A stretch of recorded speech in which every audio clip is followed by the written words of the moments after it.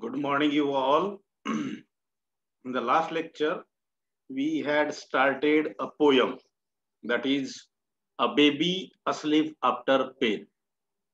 In that poem, in the last lecture, we had seen that the poet himself compared her child with a honeybee.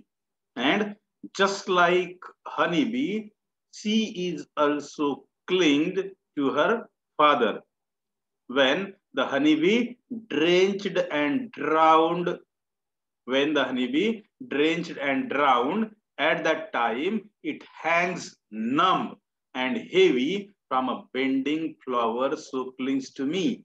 म्हणजे ज्या पद्धतीनं एखादी honeybee फुलामधून मध गोळा करत असते त्यावेळेस ती पावसाने ओली चिंब झालेली असते, पावसामध्ये अक्षरशः डुबलेली असते आणि तिचं शरीर पूर्णतः बधीर झालेलं असते आणि जड झालेलं असते आणि एका वाकलेल्या फुलावर बसून ती फुलाला चिपकून असते, परंतु तिचं जे कार्य असते तिचं कार्य ती सुरूच ठेवत असते.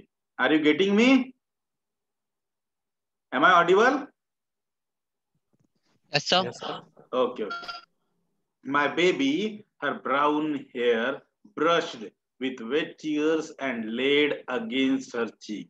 And likewise, poet's baby also, he told us that her hair is brown and those hair are brushed with wet tears. When the baby cries at that time, her tears rolling down from his cheek towards her hair, and that's why her hair become wet and laid against her cheek, and those tears laid against her cheek. जेव्हा ती रडत असते तेव्हा ती झोपून असते आणि झोपल्यानंतर तिच्या डोळ्यातून अश्रू गालावर येतात आणि गालावरून सरळ तिच्या केसामध्ये जातात आणि म्हणून तिचे केस ओले झालेले असतात. Her soft white legs hanging heavily over my arm, swinging heavily to my movement as I walk. So now the poet took her baby into his arm, and while taking that baby into his arm, he was going from one place to another so that his baby might stop. His baby might stop her crying, and that's why the poet just go from one place to another. The poet goes from one place to another so that his baby will stop crying. And when he was going from one place to another, at that time his baby's white legs hanging heavily when that baby was in the arm of the poet, swinging heavily to my movement as I walk. And the poet was doing movement, means when he was walking at that time, there was a movement of walking. In the same way, his baby's legs were also hanging, or we can say swinging heavily with the movement of the poet. समजलं तुम्हाला? बघा, आपण पाहिलं कवींनी इथं त्यांच्या मुलीची तुलना एका हनीबीशी केलेली आहे आणि एखादी हनीबी जशी जेव्हा ती हनी कलेक्ट करत असते फुलांमधून तेव्हा ती वरून पाऊस जरी आला तरी ती हनीबी तिचं कार्य करण्यामध्ये मग्न असते आणि ते त्या ज्या पद्धतीनं हनीबी एखाद्या फुलावर बसते, फुल त्या पावसाने वाकलेलं असते, बेंड झालेलं असते, एवढंच नाही तर तिचं शरीर संपूर्णपणे नंब मीन्स बधीर झालेलं असते, जड पडलेलं असते, परंतु तरीही सुद्धा ती हनीबी त्या फुलाला चिकटलेली असते, चिपकलेली असते, त्या फुलाला सोडत नाही. सॉरी, त्याच पद्धतीनं कवी म्हणतात की कवींची जी बेबी आहे किंवा कवींचं जे लहान मूल आहे त्याच पद्धतीनं कवींचं लहान मूल कवींच्या जेव्हा कवी त्या लहान मुलाला, लहान बाळाला कवी स्वतः जवळ घेतात, स्वतःच्या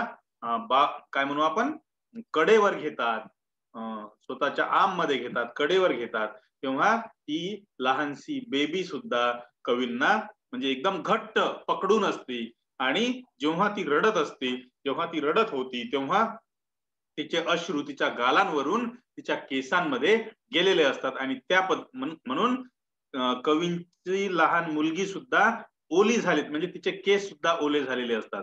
ज्या पद्धतीनं ती हनीबी पावसाच्या पाण्यामध्ये ओली झालेली असते, तिचं शरीर बधीर झालेलं असते, जड झालेलं असते, त्याच पद्धतीनं कवींची मुलगी सुद्धा ओली झालेली असते. कवींच्या मुलीचे जे ब्राऊन रंगाचे तपकिरी रंगाचे केस असतात ते सुद्धा ओले झालेले असतात आणि तिचे जे आसव असतात तिचे आसव डोळ्यातून जाऊन म्हणजे डोळ्यामधून बाहेर पडून तिच्या गालावरून सरळ केसामध्ये जातात. नंतर कवी सांगतात की her soft white legs hanging heavily over my arm.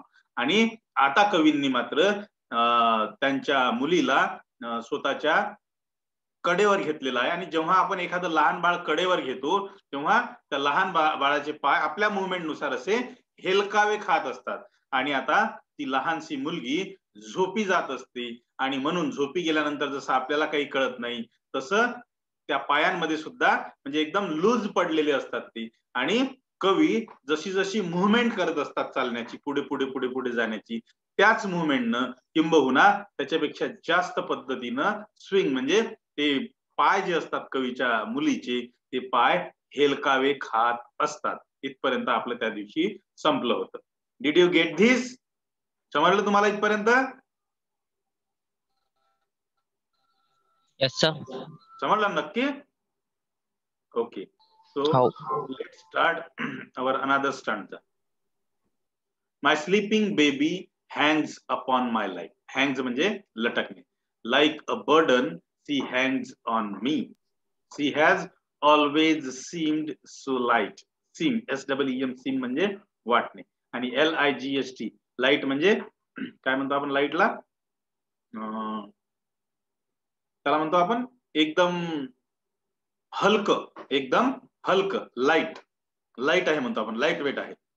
But now she is wet म्हणजे ओलं. She is wet with tears and numb with pain. Numb means बधीर. Even her floating hair. Floating means उडणारे केस. Floating hair म्हणजे उडणारे केस. Even her floating hair sinks heavily. आता sink म्हणजे इथं डुबणे. रिचिंग डाउनवर्ड्स म्हणजे खाली. as the wings of a drenched, drowned bee are a heaviness and a weariness. See now,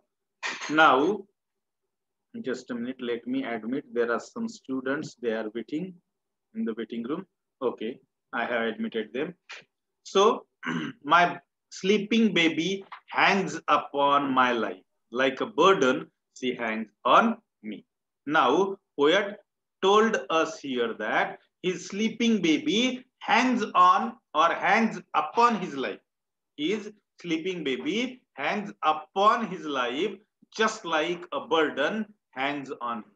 म्हणजे त्यांची आता जी स्लीपिंग बेबी राहते, झोपणारी जी मुलगी राहते, झोपणारं जे बाळ राहते ते अशा पद्धतीनं कवींच्या कडेवर लटकलेलं आहे जणू काही एखादं बर्डन किंवा एखादं ओझ ज्या पद्धतीनं आपण आपल्या डोक्यावर घेतो किंवा ज्या पद्धतीनं आपण एखादं ओझ उचलतो त्या पद्धतीनं कवींची मुलगी जणू काही कवींना म्हणजे लटकलेली आहे किंवा कवींना त्या मुलीनी घट्ट पकडून ठेवलेलं आहे. जणू काही एखादं बर्डन किंवा एखादं ओझ आपण हातामध्ये उचलून घेतो त्याच पद्धतीनं कवींच्या मुलीनी सुद्धा कवींना घट्ट पकडलेलं असते. She has always seemed so light, but when the poet took that baby into his arm, at that time that baby seemed so light. परंतु जेव्हा कवी स्वतःच्या मुलीला कडेवर घेतात तेव्हा कवी असे म्हणतात की she has always seemed so light. म्हणजे माझं जे लहान बाळ आहे, माझी जी लहानशी मुलगी आहे ती मला नेहमीच शी सीम्ड मी सो लाईट. तिचं वजन काही खूप असं जास्त नाही म्हणजे तिचं माझ्यावर बर्डन नाही.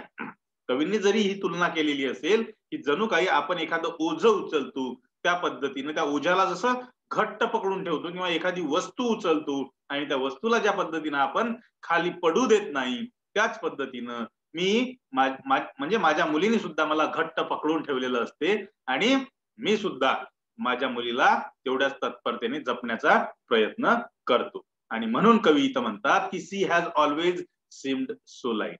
Means whenever poet took his baby into his arm, at that time that baby looked quite light or so light. म्हणजे जेव्हा जेव्हा कवी त्या स्वतःच्या मुलीला कडेवर घेण्याचा प्रयत्न करतात किंवा कडेवर घेतात, तेव्हा तेव्हा ती मुलगी कवींना म्हणजे तिचं वजन काहीही वाटत नाही.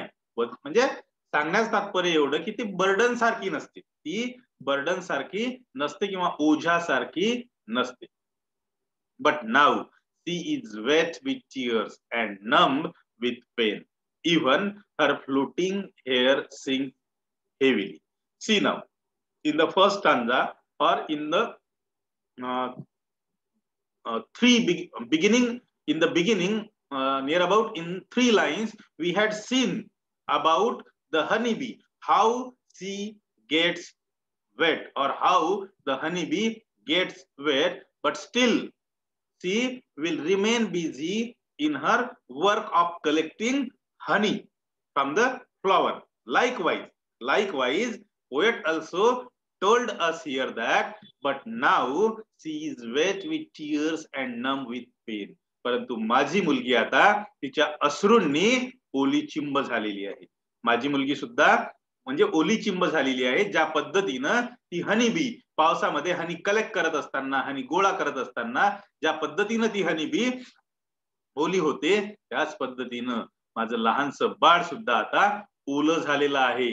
And numb with pain, and she also becomes numb with pain. She also became numb with pain. आणि आता ती म्हणजे रडून रडून बधीर झालेली आहे. तिला म्हणजे जणू काही रडण्याची आता वेदना होत आहे, ती बधीर झालेली आहे. Even her floating hair sinks heavily. And when she was crying at that time, her brown hair are floating, but now those floating hair sinks heavily. म्हणजे जे उडणारे केस होते जेव्हा ती रडत होती, तिचे केस असे हवेने उडत होते, परंतु आता ते केस सुद्धा ओले झालेले आहे, ओले चिंब झालेले आहे. अँड रिचिंग डाऊनवर्ड्स, आणि आता ते खाली असे ओले झाल्यामुळे खाली सॉरी ओले झाल्यामुळे ते खाली आता means those hair reached downwards, म्हणजे खाली एकदम ज्याला म्हणतो आपण खाली बसलेले आहेत. खाली ओले झाल्यामुळे ते खाली चिपकलेले आहेत, केसाला केस चिपकलेले आहेत. As the wings, wings means पंख, as the wings of a drenched drowned bee are a heaviness and a weariness. म्हणजे ज्या पद्धतीनं as the wings of a drenched and drowned bee are a heaviness and weariness. Means just like when that honey bee, when she tries to fly into the air, or when she tries to collect the honey from the flower, at that time her wings floats, her wings float. But when she became wet with the rain, and after becoming wet, after becoming her wings wet, at that time those wings drench and drown, and at that time those wings has the heaviness and weariness. Likewise, poets baby or poets daughter's hair also become wet, and that's why those hair reached downwards. म्हणजे कवींना हे सांगायचं आहे की as the wings of drench drowned bee are a heaviness and a weariness. म्हणजे जणू काही जेव्हा ती मधमाशी फुलावर मध गोळा करण्यासाठी बसलेली असते आणि एखाद्या वेळेस पाऊस येतो आणि त्या पावसामध्ये सुद्धा कितीही जोराचा पाऊस असला तर त्या पावसामुळे एखादं झाड सुद्धा, फुलांचं झाड सुद्धा वाकलं तरीही ती हनीबी उठत नाही. मग तिचे पंख जे असतात, तिचे पंख ओले चिंब झालेले असतात, आणि ओले चिंब झाले असल्यामुळे आणि भिजलेले असल्यामुळे म्हणजे त्या पंखांमध्ये किंवा त्या मधमाशीमध्ये हेवीनेस म्हणजे जडपणा आलेला असतो, अँड अ विअरीनेस म्हणजे तिला थकल्यासारखं होते. त्याच पद्धतीनं कवींच्या मुलीला सुद्धा आता म्हणजे ती रडलेली आहे, ती खूप रडलेली आहे. तिच्या आसवांनी म्हणजे तिच्या गालावर तिचे आसव गेलेले आहे आणि गालावरून तिच्या डोक्यामध्ये तिचे केस ओले झालेले आहे आणि म्हणून तिच्या रडण्यामुळे ती ओली तर झालेली आहे, तिचे केस ओले झालेले आहेतच, परंतु ती बधीर सुद्धा झालेली आहे आणि तिचे जे उडणारे केस होते ते उडणारे केस सुद्धा ओले झालेले असल्यामुळे तिच्या केसामध्ये सुद्धा बधीरपणा आलेला आहे, असं कवींना इथं वाटते, असं कवींना इथं सांगायचं आहे. समजलं का तुम्हाला पूर्ण पोयम? हॅलो हॅलो, समजली ना पोयम तुम्हाला? हो सर. बघा या पोयम मध्ये कवींनी फक्त काय केलेलं आहे, त्यांच्या स्वतःच्या लहानशा मुलीची तुलना त्या मधमाशीशी केलेली आहे. जशी मधमाशी एखाद्या फुलावर मध गोळा करायला बसते, जशी ती मधमाशी पाऊस आल्यानंतरही तिचं काम सोडत नाही, जरीही ते एखादं फुल वाकलेलं असलं त्याच पद्धतीनं ती ओली चिंब होते, ती भिजते, ती पावसाच्या पाण्यात बधीर होते, तिचं शरीर जड होतं तरी सुद्धा ती त्या फुलाला चिपकून बसलेली असते, त्या फुलाला घट्ट पकडून ठेवलेलं असते. त्याच पद्धतीनं कवींची लहान मुलगी सुद्धा रडत असते आणि रडल्यामुळे तिचे जे ब्राऊन हेअर असतात ते ओले झालेले असतात आणि ते जे तिचे अश्रू असतात ते अश्रू तिच्या गालावरून खाली उतरलेले असतात आणि मग कवी तिला अलगद स्वतःच्या कडेवर उचलून घेतात आणि तेव्हा ती झोपी गेलेली असते. परंतु झोपी गेल्यानंतर तिचे जे पांढरे दिसणारे जे पाय असतात किंवा व्हाईट लेग्स असतात, ते व्हाईट लेग्स म्हणजे कवींच्या हालचालीमुळे, कवी जसे हालचाल करतात त्याच पद्धतीनं त्याच मुवमेंटनुसार कवींच्या मुलीचे पाय सुद्धा तशीच मुवमेंट करते किंवा स्विंग होतात. त्याच्यानंतर कवी असे म्हणतात की my sleeping baby hangs upon my life like a burden she hangs on me. म्हणजे माझ्या मुलीनं मला असं घट्ट पकडून ठेवलेलं आहे की जणू काही एखादी मौल्यवान वस्तू ज्या पद्धतीनं आपण घट्ट पकडून ठेवतो आपल्या हातामधून, त्या वस्तूला पडू देत नाही, त्या पद्धतीनं माझ्या मुलीने सुद्धा मला घट्ट पकडून ठेवलेलं आहे. परंतु जरी मी माझ्या मुलीला कळेवर घेतलं असलं तरी माझी मुलगी माझ्या मुलीचं मला कधीही ओझं होत नाही. She has always seemed so light, म्हणजे ती मला एकदम हलकी वाटते. म्हणजे या ओळीतून कवींना हेच सांगायचं असते की माझ्या मुलीचं मला ओझं कधीही वाटणार नाही किंवा कधीच मला तिचं आतापर्यंत ओझं वाटलं नाही. परंतु परंतु पुढे कवी असे म्हणतात की परंतु आता तिचे केस ओले झालेले आहे आणि ती बधीर झालेली आहे, तिला जे पेन झालेले आहे किंवा तिला ज्या यातना झालेल्या आहेत रडू रडू ती बधीर झालेली आहेत आणि तिचे जे उडणारे केस असतात ते केस सुद्धा आता तिच्या अश्रूंमुळे ओले चिंब झालेले आहे आणि ओले चिंब झाले असल्यामुळे ते केस आता खाली एकदम चिपकून म्हणजे इतर केसांना चिपकून राहिलेले आहे किंवा तिच्या डोक्याला चिपकलेले आहे, घट्ट पकडलेले आहे.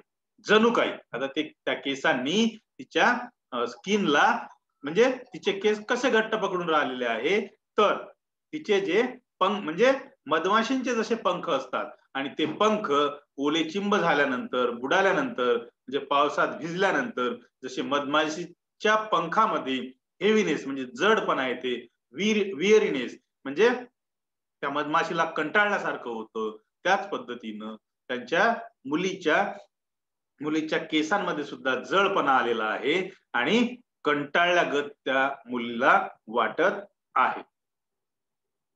बघा प्रश्न पहिला आहे, what does the poet compare his baby to? कवींनी तिच्या मुलीची तुलना कशासोबत केलेली आहे? कोणासोबत केली आहे तुलना? बी किंवा हनी बी, राईट, बी सोबत. बरोबर आहे. What is the tone of this poem? Tone कशी आहे पोयमची? डिस्पेअरिंग. नंतर बघा, like a burden she hangs on me, identify the figure of speech. त्याच्यामध्ये कोणती फिगर ऑफ स्पीच दिलेली आहे? अँटोनिम आहे, हायपरबोल आहे, सिमिली आहे की मेटाफर आहे? मेटाफर. सिमिली. सिमिली आहे, सिमिली. सिमिली आणि मेटाफर सारखंच आहे, त्याच्यात थोडासा डिफरन्स आहे. Will see after some time. त्याच्यानंतर which of the following colours are use in the poem? कोणता कलर यूज केलेला आहे पोएम मध्ये? ब्राऊन. कशाचा आहे brown colour? Brown. Brown. Brown ear. Colour brown आहे, तिथं तो यूज केलेला आहे. राईट. त्याच्यानंतर बघा, which of these adjective does the poet use to describe the motion of his baby? कोणतं ऍडजेक्टिव्ह यूज केलं कवींनी? त्या मुलीच्या पायाची जी मोशन असते ती मोशन डिस्क्राईब करण्यासाठी कवींनी कोणतं ऍडजेक्टिव्ह वापरलं? स्विंगिंग वापरलं ना. बघा, स्विंग म्हणजे हेलकावे खाणे. बरोबर आहे की नाही? Okay. Sir, we have finished this poem and now I would like to stop here. Thank you very much for listening me patiently. Thank you.